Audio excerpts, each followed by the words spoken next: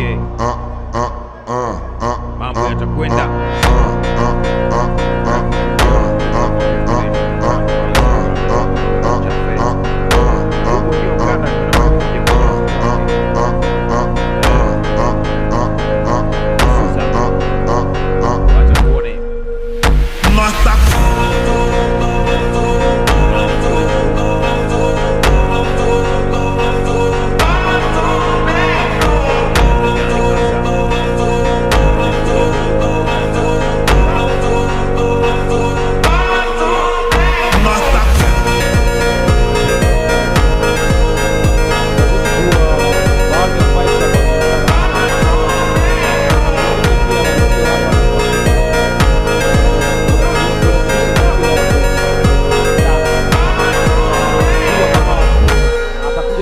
Kama ambavyo nimeona kwenye baadhi ya fight zake au kutakuwa na change, lakini pia nimeona ni bondia ambaye ni mzuri sana pia kwenye body punching.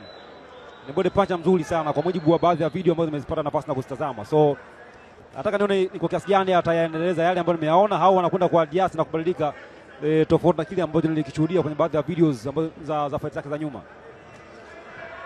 Left hand mark kwa ameipeleka moja kwa moja, na hapo Tana Said Bwanga tabia yake moja yake pia ni swala zima la body punch, lakini vile vile ni mzuri sana kwenye speed na ana uwezo wa kubadilika Said Bwanga kutokana na yule ambaye bondia anayecheza naye moja kwa moja, akiwa amempelekea ule moto kwa haraka punches ambazo zinaenda. Amekaa kwa sekunde kadhaa, bado anahesabiwa, yupo pale chini, anatikisa miguu, anaomba msaada wa kuinuka.